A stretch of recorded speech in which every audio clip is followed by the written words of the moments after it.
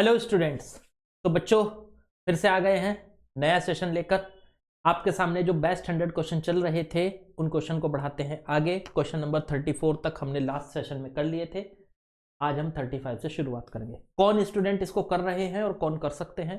तो जो बच्चे नीट के लिए, जेईई मेंस के लिए तैयारी कर रहे हैं वो इस सेशन को ज्वाइन कर सकते हैं। आप किसी भी कोचिंग में पढ़ रहे हैं पर यहाँ आके प्रैक्टिस कीजिए। बढ़िया बेस्ट क्वेश्चन आपके लिए लेके आता हूँ मैं। एक चैप्टर के 100 क्वेश्चन, ज़्यादा नहीं 100 क्वेश्चन होते हैं और वो 100 के 100 क्वेश्चन आपके बिल्कुल सारे कंसेप्ट क्लियर कर देंगे ऐसे क्वेश्चन से। ठीक है, तो 2 चैप्टर हम कर चुके हैं। कौन कौन से? तो हमने चैप्टर कर लिए हैं, एक तो आपका 12th का फर्स्ट चैप्टर और सेकंड चैप्टर। थर्ड चैप्टर पे हम फिलहाल चल रहे हैं और पेपर तक, जब तक आपका नीट का पेपर, मेंस का पेपर आएगा तब तक ये लगातार सेशन चलते रहेंगे। तो आप हमसे जुड़ें और अपने आप को प्रैक्टिस दें। प्रैक्टिस जितनी ज़्यादा आप करेंगे उतना बढ़िया है। ये प्रैक्टिस सेशन है। आप चलिए करते हैं शुरू और देखते हैं क्या दिया है सवाल में। The EMF of a cell is E. एक सेल है, उसका ईएमएफ ई दिया है and its internal resistance is small R when its terminal are connected to a resistance capital R 3 ohm the potential difference across the terminal is 12 volt. देखो अच्छा question है अपने आप में। एक सेल है, पहले एक सेल बना लेते हैं। ये हो गया सेल, ये हो गई सेल का पॉजिटिव टर्मिनल। ये जो बड़ी लाइन है पॉजिटिव टर्मिनल, छोटी लाइन है नेगेटिव टर्मिनल। बेसिकली पॉजिटिव और नेगेटिव टर्मिनल नहीं है, ये होते हैं positive electrode and negative electrode. फिर यहां एक छोटा सा रेजिस्टेंस बना देते हैं, किस तरफ? नेगेटिव टर्मिनल की तरफ या नेगेटिव इलेक्ट्रोड की तरफ। ये बना दिया हमने एक छोटा सा रेजिस्टेंस। ये छोटा सा जो रेजिस्टेंस है ये बेसिकली इस बैटरी का इंटरनल रेजिस्टेंस। ठीक है, अब ये जो पॉइंट है ए और बी, इनको बोला जाता है बैटरी के टर्मिनल्स। बैटरी के टर्मिनल ये लाइन नहीं है, ये लाइन जो है बड़ी वाली लाइन बताती है पॉजिटिव इलेक्ट्रोड के बारे में, छोटी वाली लाइन बताती है नेगेटिव इलेक्ट्रोड के बारे में। और ये हो गया इसका इंटरनल रेजिस्टेंस स्मॉल आर, और ए और बी हो जाते हैं इसके टर्मिनल्स। ए और बी को बैटरी के टर्मिनल बोला जाता है, ये याद रखना।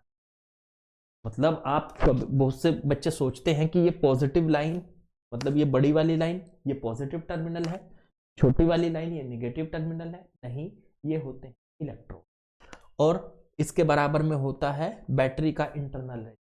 और इधर ए और इधर बी ये हो गए बैटरी। तो पहले तो यही क्लियर करना आपको जरूरी है बच्चों।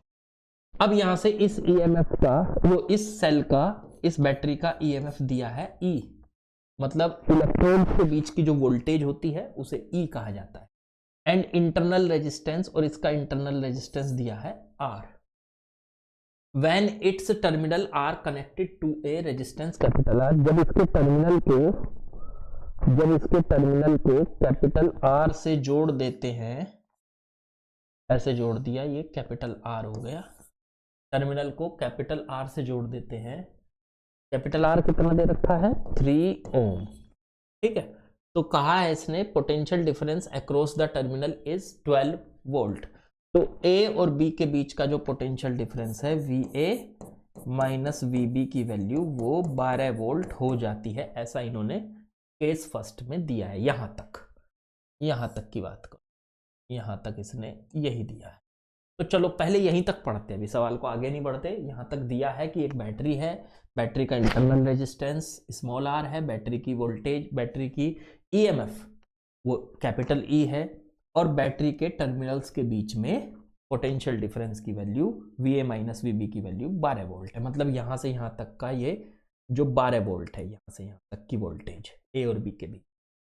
अच्छा सुनो, पहले तो इससे आपको क्या पता चल रहा है? अगर ये 12 वोल्ट है, सोचना जरा, तो यहां पे भी 12 होगा, पैरेलल में है ना इसके साथ ये।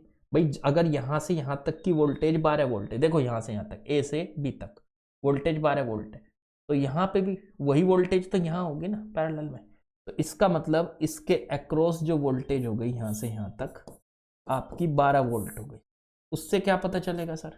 रेजिस्टेंस है देखो, और 12 वोल्ट की वोल्टेज है, तो इसमें करंट पता चल जाएगा आई, क्योंकि आई होता है V/R। तो इसके अक्रॉस वोल्टेज वो हो गई V, वोल्टेज का डिफरेंस A से B तक का, तो यहाँ से यहाँ तक का वोल्टेज डिफरेंस है 12 वोल्ट, और अपॉन में रेजिस्टेंस है 3, तो इसके अंदर चलने वाला करंट पता चल चुका है 4 एम्पियर। यहाँ पे थोड़ा सा लॉजिक लगाया हमने, थोड़ी सी बात सोची कि क्या हुआ है कि A से B तक जो पोटेंशियल डिफरेंस यहाँ होगा, देखो ध्यान से देखो, दिख रहा है ना, हाँ, जो पोटेंशियल डिफरेंस A से B तक के बीच में दिया है उन्होंने, वही नीचे होगा यहाँ, क्योंकि ये इसी के साथ पैरेलल में कनेक्ट है। तो इसमें जो वोल्टेज डिफरेंस आ गई, दोनों टर्मिनल के बीच का पोटेंशियल डिफरेंस आया, वो 12 वोल्ट आया। रेजिस्टेंस कितना है 3 ओम, तो यहाँ से करंट निकाला जा सकता है V/R 12/3, तो ये आ चुका है आपका 4 एम्पियर। अब इसमें करंट पता चल चुका है 4 है। अब देखो यहाँ से 4 एम्पियर जब करंट जाएगा तो वो यहाँ से होते हुए 4 एम्पियर इधर से निकलेगा 4 एम्पियर, और इस रेजिस्टेंस से होते हुए इसके अंदर चला। क्या मैं यहाँ से किरचॉफ से इक्वेशन बना सकता हूँ? हाँ बिल्कुल बना सकते हैं। एक कॉर्नर पकड़ लो, चलो अब यहाँ से आगे की तरफ इसकी वोल्टेज इक्वेशन लिखने जा रहा हूँ। तो यहाँ से चले जब आगे की तरफ, तो यहाँ से चले आगे की तरफ, कितना पहले मिला हमें रेजिस्टेंस, इसकी वोल्टेज लिखो, तो इसकी वोल्टेज क्या होगी, तो इसकी वोल्टेज है, ये है R3, हम ऐसे जा रहे हैं ना, कौन मिला हमें 3 ओम, तो R हो गया 3 इंटू में इसके अंदर करंट कितना है 4, प्लस हम भी इधर जा रहे हैं, ये भी इधर करंट भी इधर जा रहा है, तो प्लस 12 वोल्ट, तो वो तो है भी 12 वोल्ट ही थी, देखो इसकी वोल्टेज यहाँ ये 12 वोल्ट थी, वही आई 3 इंटू 4 का। अब प्लस आगे बढ़ो, यहाँ पे पहुंचे, यहाँ से पहले यहाँ पहुंचे। देखो जब भी किरचॉफ की इक्वेशन बनानी है ना, तो आपको कॉर्नर पकड़ना है, कॉर्नर से चलोगे, कोई भी कॉर्नर पकड़ लो, कोई सा भी कॉर्नर से चलोगे, पहले जो भी मिलेगा उसकी वोल्टेज लिखो, तो मिला रेजिस्टेंस, उसकी वोल्टेज लिख ली, फिर आगे बढ़े, अब यहाँ से यहाँ तक कुछ नहीं मिला, फिर यहाँ मिला ये स्मॉल r, इसकी भी वोल्टेज लिख लो, तो इसकी वोल्टेज क्या होगी प्लस, प्लस क्यों होगी, क्योंकि हम भी इधर जा रहे हैं, करंट भी इधर जा रहा है, तो वो कितनी होगी, करंट इंटू में r, तो 4 इंटू में r। फिर आगे बढ़ो, अब मिली हमें बैटरी, बैटरी का कौन सा टर्मिनल मिला, जब हम इधर जा रहे हैं तो नेगेटिव टर्मिनल मिला, तो माइनस की बैटरी की वोल्टेज -E, और पहुंच गए यहाँ, और फिर यहाँ से यहाँ कुछ नहीं, इक्वल्स 0। याद होगा ना कि जब आप किरचॉफ लॉ से पूरे लूप पे चल के उसी पॉइंट पे आते हैं तो इक्वल टू में फिर 0 लिखते हैं।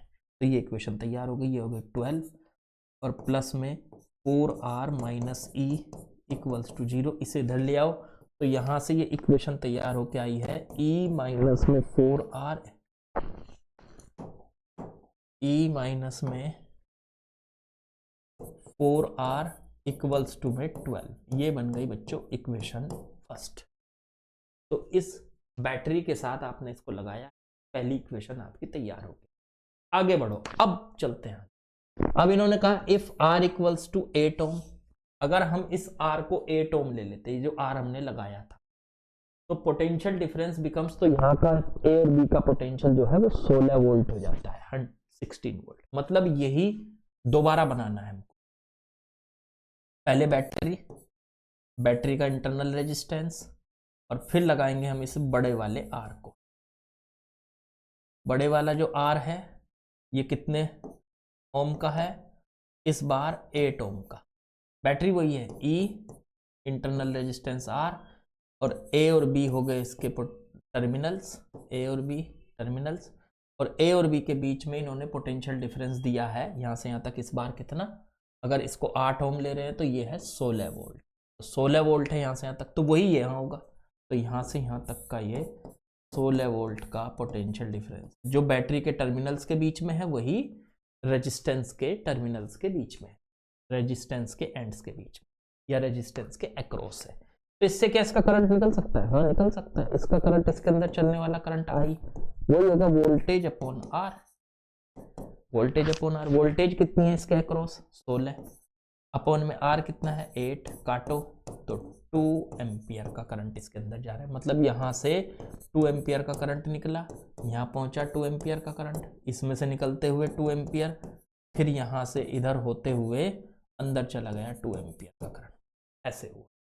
तो इससे भी इक्वेशन बना लो, फिर ऐसे ही किरचॉफ लॉ लगा के बना लो इक्वेशन। कॉर्नर पकड़ो, ये पकड़ लिया। अब यहाँ से इधर वोल्टेज लिखो, इसकी पहले कौन मिला, इधर जा रहे हैं हम, पहले मिला रेजिस्टेंस 8 इनटू में इसके अंदर करंट कितना है 2। जब भी रेजिस्टेंस का, जैसे आप आगे बढ़ो और रेजिस्टेंस मिल जाए और रेजिस्टेंस की वोल्टेज लिखनी है, तो वोल्टेज होती है V बराबर IR। तो I इसके अंदर का करंट और R इसका रेजिस्टेंस, तो I इंटू R मैंने कर दिया 2 इंटू 8। और अगर मैं भी इधर जा रहा हूं, करंट भी इधर जा रहा है तो प्लस, और अगर हम इधर जा रहे हैं, करंट इधर आ रहा है तो माइनस। ऐसे लिखी जाती है इक्वेशन। अब यहां से यहां तक पहुंच गए, अब और आगे बढ़ो, कुछ नहीं मिला यहां तक, इस बीच में कुछ नहीं लगा हुआ, ना कोई रेजिस्टेंस है ना कोई बैटरी है। आगे चलो, अब मिला हमें ये R। अब करंट भी इधर जा रहा है, हम भी इधर जा रहे हैं, तो प्लस 2 और इनटू में R, तो इनटू में R। फिर बैटरी की टर्मिनल मिला हमें माइनस, तो माइनस का E और इक्वल्स टू में यहां से यहां तक फिर कुछ भी नहीं है तो 0। तो यहां से ये बन गया 16 प्लस 2R माइनस E बराबर 0। तो E माइनस में 2R बराबर 16, डेट इज इक्वेशन नंबर 2। ये हो गई सेकंड इक्वेशन। तो दो इक्वेशन आपके पास तैयार हो चुकी हैं। दोनों इक्वेशन को आपस में सॉल्व करना है और आंसर कैलकुलेट करना। लिखो इनको ऊपर नीचे। E दिख रहा है, E माइनस में 4R इक्वल्स टू 12, और दूसरी है E माइनस में 2R और इक्वल्स टू 60। अब यहां से इसे माइनस कर दो, इसे प्लस कर दो, इसे माइनस, मतलब इनको माइनस कर रहा हूं, साइन चेंज कर दिया मैंने, minus E plus E minus, ई से ई कट गए, माइनस का 4R प्लस का 2R तो माइनस का 2R बचा, माइनस का 16 प्लस का 12 तो माइनस का 4 बचा, माइनस से माइनस काट दो, R इक्वल्स टू 4/2 मतलब 2 आ गया। ये 2 ओम का, मतलब इसका इंटरनल रेजिस्टेंस बैटरी का 2 ओम। अब ये R की वैल्यू किसी भी इक्वेशन में उठा के पुट करा दो, जैसे ये इक्वेशन है, E माइनस में 2R इक्वल्स टू 16, R की वैल्यू यहां रखो, तो E माइनस में 2 into 2 equals to 16, E minus में 4 इक्वल्स टू 16, तो E की वैल्यू आ गई बच्चों 16 प्लस 4, E की वैल्यू आ चुकी है 20 वोल्ट। लो जी, ये आपका आंसर आ चुका है, ये आपका आंसर आ चुका है। अच्छा, कुछ स्टूडेंट कह रहे थे कि सर ना बार बार फोकस में दिक्कत आती है। फोकस होता तो है, किससे सही होता है? ऑटो फोकस है, फार नियर मैनुअल, फार नियर मैनुअल, पता नहीं इनमें से कौन सा होता है, करके देखना पड़ेगा। ऑटो फोकस पे लगा हुआ है, अगर मैं यहाँ इसको मैनुअल पे कर दूं,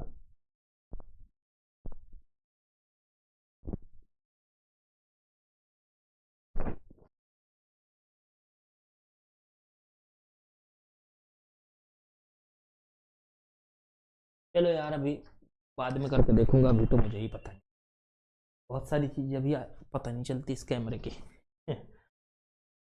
समझ में तो आ रहा होगा, बीच बीच में थोड़ा फोकस जाता है, कोई बात नहीं, वो एडजस्ट हो जाएगा तो फिर समझ में आ जाएगा, समझ में तो आ ही रहा होगा। चलो अब आगे बढ़ते हैं, आगे बढ़ते हैं, अगले क्वेश्चन पे चलते हैं। इसको जरा रोकते हैं।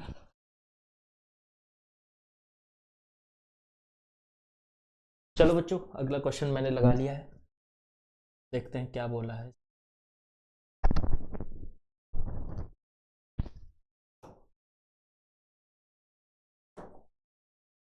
क्वेश्चन नंबर 36 है बच्चा, देखते हैं।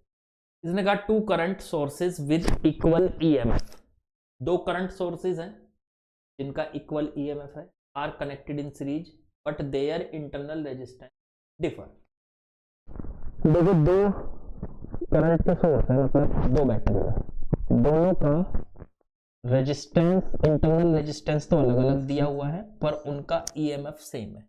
मान लो ईएमएफ है ई दोनों का, और इंटरनल रेजिस्टेंस है R1 एंड R2, ठीक है। इसमें ये भी दिया है कि R2 R1 से बड़ा है, चलो बहुत बढ़िया, R2 बड़ा है R1 से, ऐसा दिया है। Determine the value of external resistance R, external resistance R की वैल्यू डिटरमाइन करो eight which the potential difference across the terminal of one of the source becomes 0। ठीक है, इसके determine the value of external resistance R, इनसे क्या करा हमने, एक रेजिस्टेंस R को कनेक्ट कर दिया। लो जी, external resistance R at which the potential difference, R की वैल्यू कैलकुलेट करनी है, at which the potential difference across the terminals of one of the sources becomes 0। इनमें से किसी एक सोर्स के अक्रॉस, टर्मिनल के अक्रॉस अगर पोटेंशियल डिफरेंस 0 हो जाए। Also identify which source experiences 0 terminal potential difference.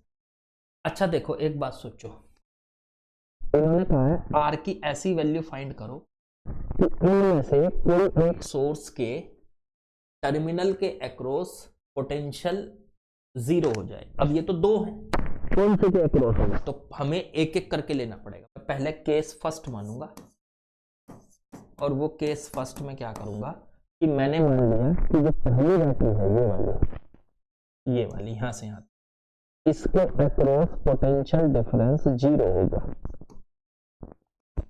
यहां से यहां तक पोटेंशियल डिफरेंस। आर की ऐसी वैल्यू कैलकुलेट करनी है मुझे कि इसके अक्रॉस पोटेंशियल डिफरेंस 0 आ जाए। चलो करके देखता हूं आ सकता है या नहीं आ सकता। तो चलो फिर ठीक है, ये 0 ले लिया आपने, ये आर है। अब यहां से एक काम करो, पहले एक काम करो, इसमें बैटरी लगी हुई है तो बैटरी से करंट का फ्लो करा दो। मान लो यहां से करंट निकला आई, ये आई इसमें से होके गया, आई यहां से यहां से यहां से अंदर जा चला गया आई, इस तरह से आई पूरे में घूम रहा है। क्या हम आई की वैल्यू निकाल सकते हैं? हाँ बिल्कुल निकाल सकते हैं। तो आई का फॉर्मूला होता है नेट ईएमएफ अपॉन में टोटल रेजिस्टेंस, नेट रेजिस्टेंस।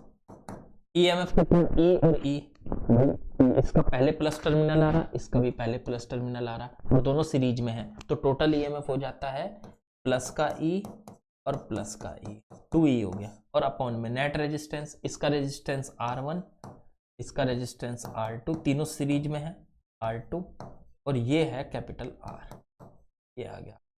तो करंट आ चुका है हमारा पूरे सर्किट में 2E by R1 plus R2 plus capital R। लो जी, ये करंट आ गया।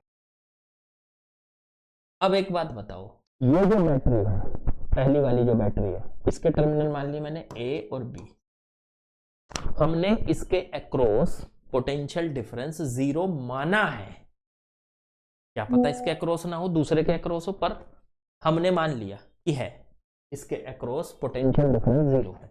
तो इसका मतलब VA माइनस VB की वैल्यू 0 है, यहां से यहां तक। अब आप याद करो, मान लो मेरे पास कोई बैटरी है, उसमें उसका इंटरनल रेजिस्टेंस R है, ईएमएफ उसका E है, और करंट उसमें से निकल रहा है I। तो A और B के बीच का जो पोटेंशियल डिफरेंस है उसका फॉर्मूला क्या होता था, VA माइनस VB, तो वो होता था E माइनस IR, ये होता था, ये लगाते।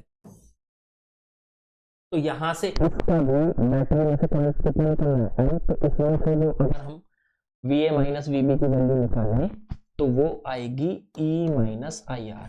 E क्या है इसका, E है सर, माइनस I, इसमें से निकलने वाला करंट I है, और R कितना है, R1, और इसको रख दो 0। ठीक है, अब ये E हो गया equals to I into R1 आ गया, E इक्वल्स टू I की वैल्यू यहां से रखो, देखो ये थी 2E बटे में R1 plus R2 plus capital R और इंटू में R1, देखो ये हो गई। ठीक है, E से E कट गया, क्रॉस मल्टीप्लाई कर दो इसकी इधर, R1 plus R2 plus R equals to बचा 2R1।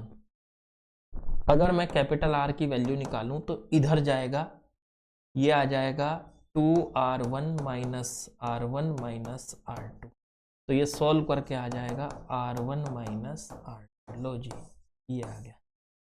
तो अगर हम पहली बैटरी के अक्रॉस पोटेंशियल डिफरेंस को जीरो मानते हैं, पोटेंशियल डिफरेंस को इसके अक्रॉस जीरो मानते हैं, तो कैपिटल आर की वैल्यू ये आ रही है। क्या ये वैल्यू पॉसिबल है? सोच के बताओ, क्या ये वैल्यू पॉसिबल है? मेरे ख्याल से नहीं। क्यों? क्योंकि फिर R2 R1 से बड़ा दिया है। अगर R2 बड़ा है और R1 छोटा है तो R1 माइनस R2 की वैल्यू नेगेटिव आएगी, और किसी भी रेजिस्टेंस की वैल्यू नेगेटिव कैसे हो सकती है? रेजिस्टेंस तो पॉजिटिव ही होना चाहिए ना, रेजिस्टेंस तो कभी नेगेटिव होते ही नहीं है। तो इसका मतलब पहली बैटरी के अक्रॉस कभी भी जीरो पोटेंशियल नहीं हो सकता, चाहे आर की वैल्यू कुछ भी रख ली जाए, पर पहली बैटरी के अक्रॉस कभी भी पोटेंशियल जीरो नहीं हो पाएगा। तो फिर तो सर हमें केस सेकंड लेना पड़ेगा, बिल्कुल लेना पड़ेगा भाई साहब। तो केस सेकंड हमें क्या लेना पड़ेगा? केस सेकंड में सर हमें लेना पड़ेगा इस बार जो सेकंड बैटरी है उसके अक्रॉस पोटेंशियल जीरो लेना पड़ेगा। तो पहली बैटरी थी हमारी ये,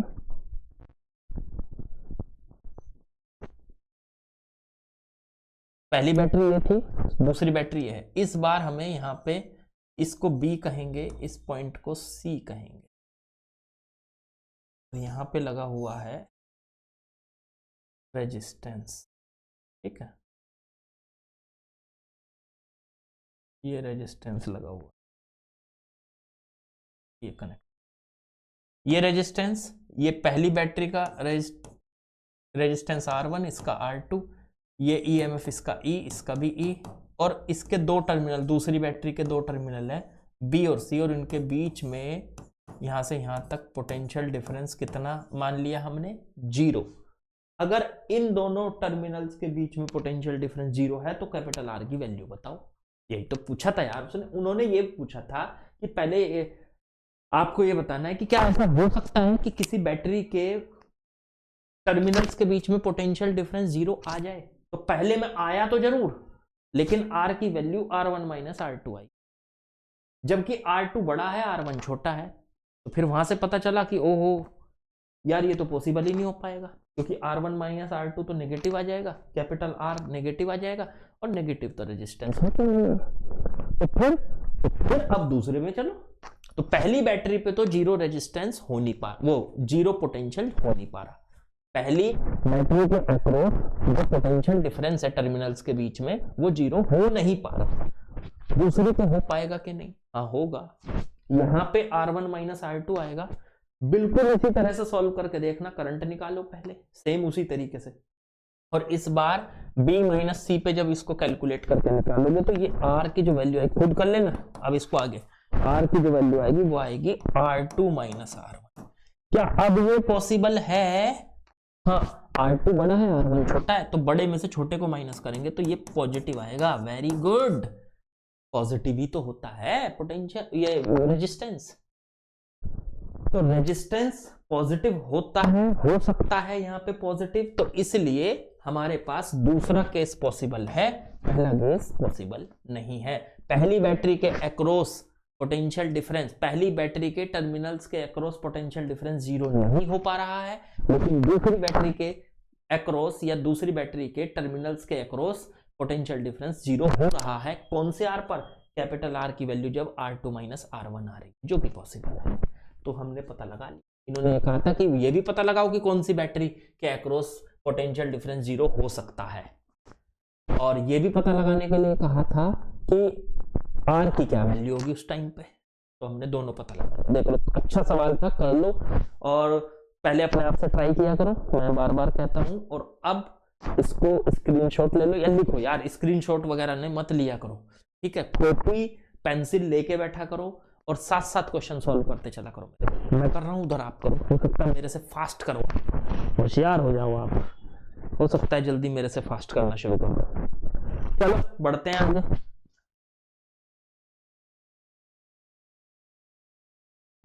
चलिए बच्चों नेक्स्ट क्वेश्चन मैंने लिख लिया है, करते हैं इसको। क्वेश्चन नंबर 37 पे आते हैं बच्चों। में क्या दिया है, 12 सेल्स आर कनेक्टेड सीरीज और पैरेलल, मतलब 12 सेल्स हैं, 12 सेल्स हैं, और वो या तो सीरीज में कनेक्ट है या पैरेलल में कनेक्ट है अक्रॉस, मतलब सीरीज में भी हो सकते हैं, पैरेलल में भी हो सकते हैं, दोनों में भी हो सकते हैं, ऐसा दिया था मैंने। Across 5 ohm external resistance. अच्छा ठीक है, एक्सटर्नल रेजिस्टेंस से कनेक्ट है। Such as current in external resistance will be maximum internal resistance of each cell is 1 ohm. Okay, describe about the connection arrangement. सीधी सी बात बताएं तो कुछ आपको सेल्स दिए हैं, कितने हैं, 12 सेल्स। आप चाहे उन्हें सीरीज में लगाओ, सारे के सारे सीरीज में लगा दो, चाहे सारे के सारे पैरेलल में, चाहे कुछ सीरीज में लगा दो, कुछ पैरेलल में लगा दो। आपको 12 सेल लगाने हैं, एक अरेंजमेंट बनाना है, और इस तरह से बनाना है ताकि जब भी आप उसको एक्सटर्नल रेजिस्टेंस 5 ओम के साथ कनेक्ट करेंगे तो उसमें उसका जो करंट है, एक्सटर्नल रेजिस्टेंस के अंदर जो करंट जाएगा वो मैक्सिमम होना चाहिए।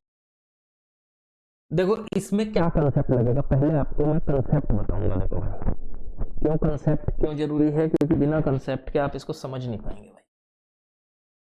ठीक है, आप एक काम करो, अगर हम, अच्छा सेल सारे आइडेंटिकल हैं, ये याद रखना, ऐसा इन्होंने लिखा है पर 12 आइडेंटिकल सेल्स है यहाँ पे, तो सेल सारे आइडेंटिकल हैं। तो देखो जैसे हमने एक सेल लगाया, दूसरा सेल लगाया, फिर तीसरा सेल लगाया, पहले कंसेप्ट बता रहा हूं कि इसमें क्या लगेगा, और फिर ऐसे ही करते करते हमने n सेल लगा दिए। कितने सेल लगा दिए, n। ठीक है, सारे के सारे किस में है, सीरीज में है सर। अगर ये E होगा, ये E होगा, ये E होगा, ये E होगा, तो टोटल EMF इनका कितना आएगा, सारों का मिला के। n सेल्स हैं, n सेल, तो सबका मिला के आएगा n इंटू ई। ऐसे ही रेजिस्टेंस सोचो, इसका R, ये R सीरीज में क्या हो जाता है, सीधे ऐड हो जाते हैं, तो रेजिस्टेंस हो गया सबका मिला के NR। मतलब अगर इन सारे सेल को हटा के एक बैटरी लगाएं तो उसका EMF तो n इंटू ई होगा, और उसका जो रेजिस्टेंस होगा वो n इंटू आर होगा बच्चों। चलो इतनी बात ठीक है। अगर मैं ऐसी ही एक लाइन और लगा लूं, ये देखो इसी टाइप की एक लाइन और बना ली मैंने, और इसको ऊपर वाली लाइन के साथ पैरेलल में लगा दिया, तो ये पहली रो है, ये दूसरी रो है। ऐसे ही करते करते mth रो आएगी, mth, तो mth रो में भी इसी तरीके की लाइन होगी, mth रो में भी इसी तरीके की लाइन होगी, mth रो में भी इसी तरीके की लाइन होगी, dot dot dot dot dot dot. mth रो में भी इसी तरीके की लाइन होगी बच्चों, आपके पास होगी कि नहीं होगी। तो बच्चों इस तरीके की अलग अलग लाइनें बना ली हमने। अब पहली लाइन की अगर बैटरी बनाए तो उसका नेट EMF NE आएगा, ऐसे ही दूसरी लाइन में भी सेम, उसका भी नेट EMF NE आएगा, और net resistance, internal resistance NR आएगा। ऐसे तीसरी, चौथी, पांचवी, mth, ये जो m नंबर की लाइन है इसमें भी n बैटरी लगी है, तो उसका भी नेट NE आएगा, और उसका जो रेजिस्टेंस आएगा वो n इंटू आर आएगा। ठीक है, अब ये सारी की सारी पैरेलल में लगी भाई, इन सबको उठा के, इन n की n को उठा के एक लगाऊं तो ये लग गई, इन सारियों को एक लाइन की उठा के एक लगाऊं तो ये लग गई, इन सारियों को उठा उठा के एक एक लगाते जाएं तो ये लग गई। ये सारी की सारी पैरेलल में। अब ये सारी की सारी ऊपर से नीचे तक पैरेलल में, तो कितनी है, m बैटरीज हैं या m सेल्स हैं, ये ऐसे समझो। तो एक रो में n सेल्स हैं, और ऐसी ऐसी कितनी रो हैं, m रो हैं, mth रो तक गए तो m रो हैं हमारे। अब आपको पता है पैरेलल में क्या होता है, अगर पैरेलल में सारी की सारी सेम बैटरी लगी है, तो उनका ई इक्विवेलेंट जो आता है वो भी सेम ही आता है। अगर देखो एक बैटरी पैरेलल में ई है मान लो आर, और दूसरी बैटरी भी ई है मान लो आर, और तीसरी बैटरी भी ई है मान लो आर, सारी की सारी ई है, रेजिस्टेंस भी सेम है ना, पैरेलल में है, तो इनका ई इक्विवेलेंट भी ना ई होगा। तो यहाँ पे सारी की सारी बैटरी क्या है, एनी एनी एनी, तो इनका ई इक्विवेलेंट एनी होगा। और रेजिस्टेंस क्या है, N R N R N R. अब याद करो रेजिस्टेंस क्या होता था, आर इक्विवेलेंट, तो 1/r equivalent 1/r 1/r 1/r, तो ये आर इक्विवेलेंट की वैल्यू आ जाती थी r/3। अगर तीन बैटरी पैरेलल में एक जैसी लगी हैं तो उनका रेजिस्टेंस कम हो जाएगा, r/3 हो जाएगा। तो ऐसे ही एन आर की कितनी बैटरी लगी है ऊपर नीचे, m, तो उनका जो R इक्विवेलेंट आएगा वो आएगा NR/M। अरे भाई दो बैटरी होंगी, अच्छा यार देखो अगर ये दो होते तो ये पैरेलल में होते तो इनका रेजिस्टेंस क्या हो जाता, पैरेलल में R/2 हो जाता, दो का, तीन का R/3, चार का R/4, तो M का R/M, तो R कितना था R/M, तो ये हो गया R इक्विवेलेंट। अब सुनो, इस पूरे सिस्टम को हम एक एक्सटर्नल रेजिस्टेंस के साथ जोड़ दें, मतलब ये बैटरी का पूरा कॉम्बिनेशन एक एक्सटर्नल रेजिस्टेंस के साथ जोड़ दें, तो इसमें से करंट निकल के जाएगा इस एक्सटर्नल रेजिस्टेंस के अंदर। इस करंट की वैल्यू मैक्सिमम कब होगी, ये थ्योरम याद रखना। इस करंट की वैल्यू बच्चों मैक्सिमम कब होगी, तो इस करंट की वैल्यू मैक्सिमम तब होती है जब सारी बैटरियों का मिलाकर इंटरनल रेजिस्टेंस और ये जो बाहर लगा हुआ है एक्सटर्नल रेजिस्टेंस सेम हो जाते हैं। तो I will be maximum when internal resistance equals to external resistance.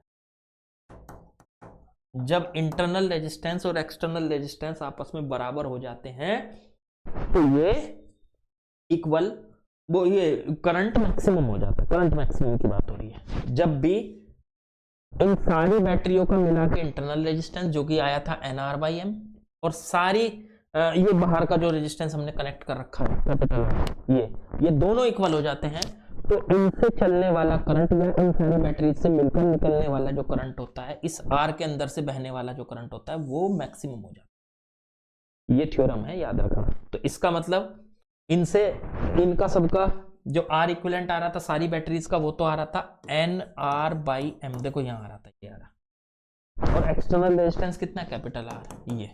ये जब इक्वल हो जाएंगे तो करंट की वैल्यू क्या होगी, करंट की वैल्यू मैक्सिमम होगी, करंट की वैल्यू सबसे ज्यादा। ये है जी आपके पास थ्योरम। तो ये समझाना था मुझे आपको कि बैटरी चाहे सीरीज में लगी हो चाहे पैरेलल में लगी हो, तो उनका जो इक्विवेलेंट निकाल के और उसके एक्सटर्नल रेजिस्टेंस के साथ उसको कनेक्ट करें, तो एक्सटर्नल रेजिस्टेंस में मैक्सिमम करंट जब होता है तो कब होता है, उसके लिए आपको याद रखना। तो एक्सटर्नल रेजिस्टेंस में करंट मैक्सिमम तब होगा जब सारी बैटरी का मिला के इंटरनल रेजिस्टेंस और बाहर का एक्सटर्नल रेजिस्टेंस उनकी वैल्यू आपस में सेम हो जाएगी। मतलब ये है कंडीशन। ये कंडीशन बताने के लिए मैंने इतना कुछ किया, और इससे आपको और भी बातें पता चल गई, पूरा ही खेल बता दिया आपको कैसे कैसे होता है। इसे चाहो तो नोट कर लो। कर लिया नोट? चलो बढ़ते हैं आगे। अब मैं इसको हटा रहा हूं सारे को, अब सवाल पे चलेंगे। यहां तक तो अभी सवाल शुरू ही नहीं हुआ था, अब होगा सवाल। चलो जी अब करते हैं सवाल को शुरू। 12 सेल दिए हैं, अच्छा उनको सीरीज या पैरेलल में लगाओ। कुछ सीरीज में लगा दिए हमने और रो में लगा दिए, जैसे 3 पहली रो में लगा दिए, 3 दूसरी रो में लगा दिए, 3 तीसरी रो में, 3 चौथी रो में, इस तरह के लगाए। टोटल 12 लगाने हैं ना, इस तरह से लगा दिए। तो हमने टोटल अगर हम इसको देखें तो पहली रो में कुछ सेल्स लगा दिए, दूसरी रो में कुछ सेल्स लगा दिए, तीसरी रो में सेल्स लगा दिए। तो पहली रो में सेल है एन और ऐसे ऐसे कितने रो है एन, तो सेल्स की जो नंबर होगा, सेल्स की जो संख्या होगी एन इंटू एम होगी कि नहीं, वो तो दे रखी 12। समझ लो यार इसको, जैसे देखो पहली रो में 2 सेल हैं और ऐसी ऐसी 3 रो हैं, 3 रो हैं देखो ऐसी ऐसी, तो टोटल कितने सेल हो जाएंगे, कितने सेल है पहली रो में 2, दूसरी रो में कितने सेल हैं 2, तीसरी रो में भी 2, तो टोटल सेल कितने हो जाएंगे। तो उसको करने के लिए आप करो, एक रो में कितने सेल 2 और कितनी रो है टोटल 3, तो इंटू 3, तो 2 3 6 6 सेल हो जाएंगे। देखो 6 है, 1 2 3 4 5 6 ऐसे हो जाएंगे। तो आप ये याद रखो, अगर पहली रो में 2 सेल है, पहली रो में n सेल हैं और ऐसी ऐसी m रो हैं, तो m इंटू n सेल हो जाएंगे टोटल। तो m इंटू n की वैल्यू क्या दे रखी इन्होंने 12, क्योंकि इन्होंने दिए हैं टोटल कितने सेल, टोटल सेल दिए हैं इन्होंने, टोटल सेल दिए हैं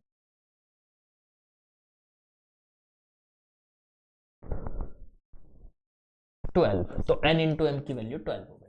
चलो पहली इक्वेशन बन गई हमारी।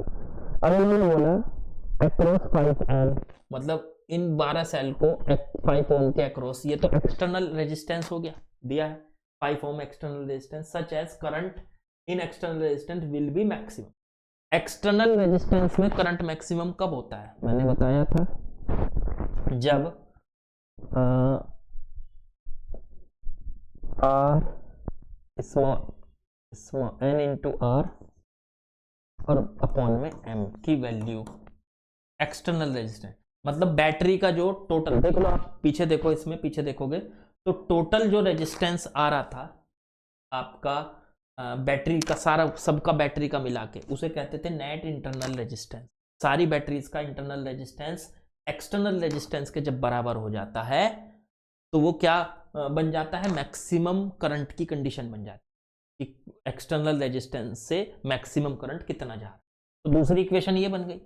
अब हम कैपिटल आर की वैल्यू पता है, स्मॉल आर की भी दे रखी, देखो ये स्मॉल आर की दे रही 1 ओम, तो दोनों को रख दो उठा के, तो n इंटू में 1 बटे में m इक्वल्स टू में r की वैल्यू भी रख दो यहाँ, कैपिटल R की वैल्यू, एक्सटर्नल रेजिस्टेंस कितना है 5, तो n इक्वल्स टू इसकी इधर मल्टीप्लाई कर लो, 5m आ गया, n की वैल्यू 5m, ये बन गई इक्वेशन नंबर 2।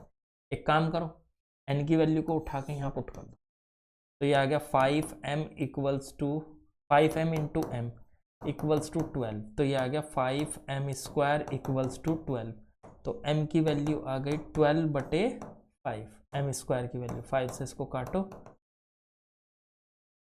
2.4 आ गई। अगर हम m स्क्वायर m की वैल्यू निकालें तो वो आएगी 2.4 का अंडर रूट। अब 2.4 का अंडर रूट अप्रोक्स कितना होगा, 1 से तो ज्यादा होगा और 2 से कम होगा, तब हाँ सोच लो भाई, 2.4 का अंडर रूट निकालोगे तो 1 पॉइंट समथिंग आएगा ना, जो भी कुछ आएगा 1 पॉइंट समथिंग, तो इसका मतलब ये जो भी नंबर आएगा ये 1 से तो बड़ा है, m की वैल्यू 1 से तो बड़ी है और 2 से छोटी है, भाई 2 तो ये आया नहीं, 2 से तो छोटा है ये नंबर और 1 से ये बड़ा है, तो ध्यान दो कि m की वैल्यू यहाँ क्या आ रही है, 1 और 2 के बीच में आ रही है, तो एक बार m की वैल्यू 1 लेके करंट निकालना और एक बार m की वैल्यू 2 लेके करंट निकालना, और दोनों में देख लो कि कौन सा आंसर आएगा मैक्सिमम, हमें तो करंट को मैक्सिमम करना है ना, तो एक बार m को 1 ले लो, केस फर्स्ट, एक बार तो मैं m को लेने जा रहा हूं 1, देखो m को अगर 1 लोगे तो m क्या था, m था हमारा नंबर ऑफ रो और n क्या था, n था एक रो में कितने सेल हैं, तो नंबर ऑफ रो एक ही रो में जोड़ दिए, मतलब आपने सारे एक रो ले लो, तो सारे के सारे 12 के 12 सेल एक रो में लगा दिए हमने, 12 के 12 सेल एक रो में लगा दिए, m का मतलब 1 हो गया, तो n की वैल्यू कितनी आ गई, अगर इसे यहाँ 1 रखूं m की वैल्यू, तो n की वैल्यू आ गई 12, तो इसका मतलब 12 के 12 सेल हमारे एक रो में हमने लगा दिए बच्चों, और फिर उसको 5 ओम के रेजिस्टेंस से कनेक्ट कर दिया। एक्सटर्नल रेजिस्टेंस क्या है हमारा 5 ओम। ये 12 के 12 सेल एक रो में लगा दिया, क्योंकि m क्या है, m है नंबर ऑफ रो, कितनी रो है उसके नंबर को m, तो एक ही रो में m की वैल्यू 1 है, तो इसका मतलब एक ही रो है, एक ही रो में मतलब सारे के सारे सेल एक ही साथ लगा सीरीज में। कर दो यार, अब तो बन गया बिल्कुल आसान। अब इससे करंट निकाल लो। अब इससे करंट निकालने के लिए इसकी वो तो दी नहीं, चलो ई से ही निकाल लो। ई ई ई इंटरनल रेजिस्टेंस 1 1 1, तो इसका जो टोटल रेजिस्टेंस आ गया, टोटल इक्विवेलेंट ईएमएफ वो तो आ गया 12E, क्योंकि सारी की सारी एक साथ सीरीज में सीधे ऐड हो जाता, और 1 1 1 1 करके 12 बार इसको जोड़ दिया आपने, तो ये आ गया 12 ओम। और फिर 5 ओम का है ये रजिस्टर 5। अगर आप यहां से करंट निकालोगे, करंट इसके अंदर कितना जा रहा है, तो आई की वैल्यू निकल के आएगी। टोटल ईएमएफ वो तो है 12E, और अपॉन में टोटल रेजिस्टेंस 12 प्लस 5, ये हो गया और ये हो गया, टोटल रेजिस्टेंस 12 प्लस 5, तो आंसर आ रहा है 12/17E। ये करंट आ गया। ठीक है, m की वैल्यू अगर हमने 1 ली तो करंट ये आया है, लेकिन हम m की वैल्यू 2 तक भी तो ले सकते हैं, क्योंकि m की वैल्यू 1 और 2 के बीच में, तो दोनों बाउंड्री वाली ले लो, बीच में नहीं ली जा सकती भाई। यहां से m की वैल्यू सॉल्व करके 1 पॉइंट समथिंग आई थी, मान लो ये आ गई 1.6, तो 1.6 क्या है, 1 के और 2 के बीच में, तो m की वैल्यू ना तो आप 1.6 ले सकते, तो बाउंड्री वाली लेनी पड़ेगी, या तो 1 लो या 2 लो। तो 1 पे हमने पहले तो करंट निकाल लिया, अब 2 पे निकाल के देखते हैं, फिर देखते हैं इनमें से दोनों में किस पे ज्यादा है। इसका करंट तो आ रहा है, इसे साइड में लिख लो, m की वैल्यू 1 लेने पर करंट आ रहा है 12/17E, ये करंट आ रहा है। अब मैं दूसरे केस में लूंगा m की वैल्यू 2, हटाऊं, ये केस फर्स्ट करा था मैंने सॉल्व अभी, अब लूंगा मैं m की वैल्यू 2। लो जी, m की वैल्यू अब मैं 2 लेने जा रहा हूं। चलो जी, m की वैल्यू केस नंबर सेकंड बच्चों, इस बार m की वैल्यू 2 लोगे, जरा देखो m की वैल्यू यहाँ 2 रखो तो n कितना आ जाएगा 6, m की वैल्यू आ जाएगी 6, मतलब इसका मतलब 2 रो है इस बार, और एक रो में 6 बैटरी लगी है, 12 बैटरी तो तभी हो पाएंगी ना, एक रो में 6 बैटरी लगी है, देखो 3 और 2 5 हुई अभी, तो एक और लो 6 बैटरी, दूसरी रो में भी 6 बैटरी इसमें लगी है,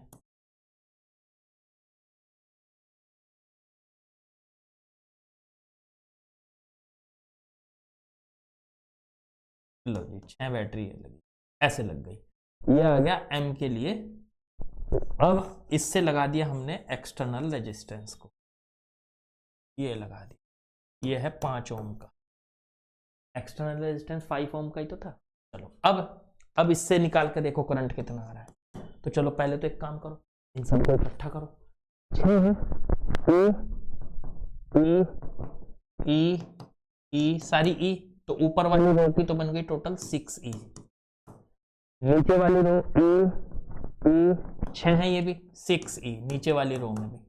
अब ऊपर वाली में रेजिस्टेंस 3R नहीं 6R, सॉरी 6 है ना, 6R, और नीचे वाली में सब में रेजिस्टेंस मिला के 6R।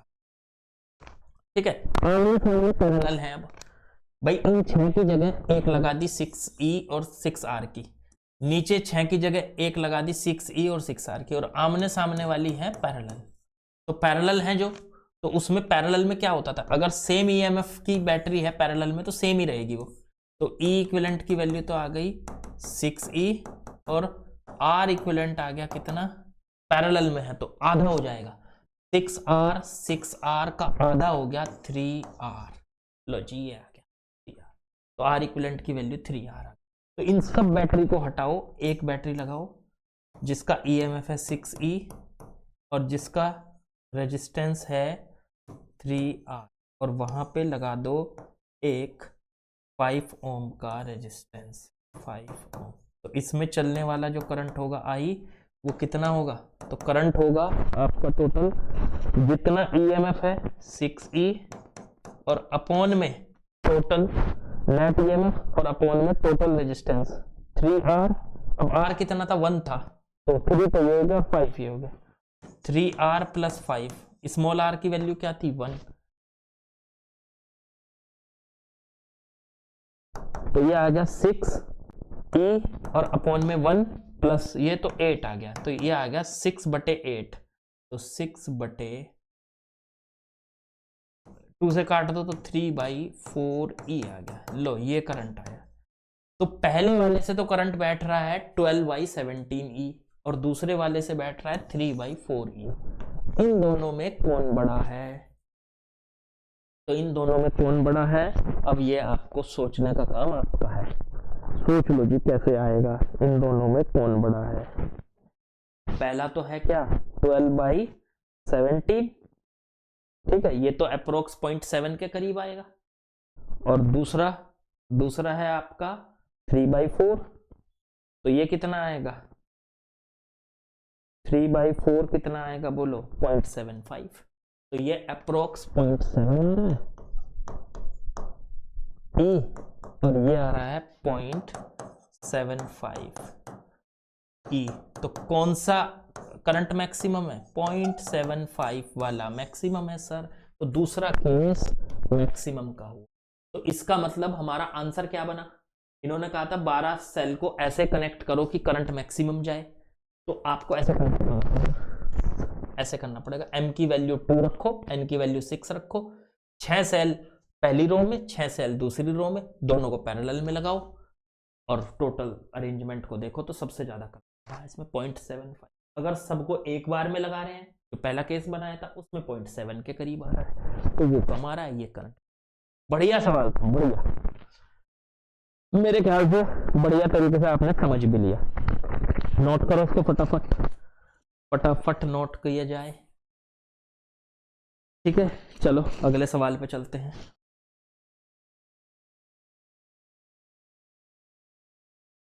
चले बच्चा पार्टी आगे, क्वेश्चन लिख दिया है मैंने, नेक्स्ट। ये आ भी रहा है पूरा, एक मिनट जरा मैं देख लूं, सही है। अभी सेटअप पूरी तरीके से नहीं लग पाया है, बहुत पैसे लगते हैं यार, आप लोग कुछ हेल्प। चलो चैनल वैनल ग्रोथ करे तो फिर तो लगे भी, सब हो जाएगा। चलो ले जाओ आगे, आप लोगों के लिए भी सब हो जाएगा, हम लोगों के साथ लगे रहेंगे तो हमारा भी कुछ। Find current supplied by the combination of cell, ये सेल का कॉम्बिनेशन है, सारे के सारे सेल कैसे हैं, सीरीज में है, तो करंट सप्लाई निकाल, तो उसका आसान तरीका है, सीरीज में है सबको एक बना लो। ये भी देखो काफी सारे लगे हुए हैं, इनको भी एक बना लो। पहले तो इनको बनाओ, तो ये किस पैरेलल में है, 6 और 12 मिलकर कितने हो जाएंगे, 4, बहुत बार निकाल चुके हैं, पैरेलल में है। अच्छा 3 और 1 और 3 मिलकर सीरीज में कितने हो जाएंगे, 4 ये सीरीज में होंगे, हो जाएंगे टोटल 8, सब मिलकर 8 हो रहे हैं। तो मैं एक नया सर्किट बनाने जा रहा हूँ जिसमें 8 ओम लग रहा है, सारे मिलकर ये 8 हो गए, ये 4 सीरीज में है, 8 हो गए। अब बैटरी को करो कंबाइंड, बैटरी को कंबाइन करो, तो सारी की सारी बैटरी किसमें है, सीरीज में। बैटरी का ई इक्विवेलेंट निकालने के लिए सबसे पहले सीरीज में क्या करते हैं, सबके वोल्टेज को आपस में ऐड कर देते हैं। पहली बैटरी की वोल्टेज कितनी है, +2, क्योंकि इसका पहला टर्मिनल प्लस है। अब आगे बढ़ो, दूसरी बैटरी की वोल्टेज कितनी है, +5 और तीसरी बैटरी की माइनस टर्मिनल पहले है तो -1, तो ये आ गया 6 वोल्ट। भाई 6 आ गया ना ये, तो मतलब इन तीनों को हटा के एक बैटरी लगाएंगे 6 वोल्ट की, +6 है तो उसका प्लस टर्मिनल पहले आएगा। तो बैटरी लगा दीजिए हमने यहाँ पे, तो ये बैटरी लगाई है, ये 6 वोल्ट की लगाई। अब प्लस टर्मिनल पहले क्यों लिया है, क्योंकि इसका +6 आ रहा है आंसर, ये मतलब जो इसका ईएमएफ आ रहा है +6 आ रहा है, इसलिए प्लस टर्मिनल पहले। अब रेजिस्टेंस देखो, रेजिस्टेंस इसका कितना है 1, इसका कितना है, इसका 1, इसका 2, इसका 1।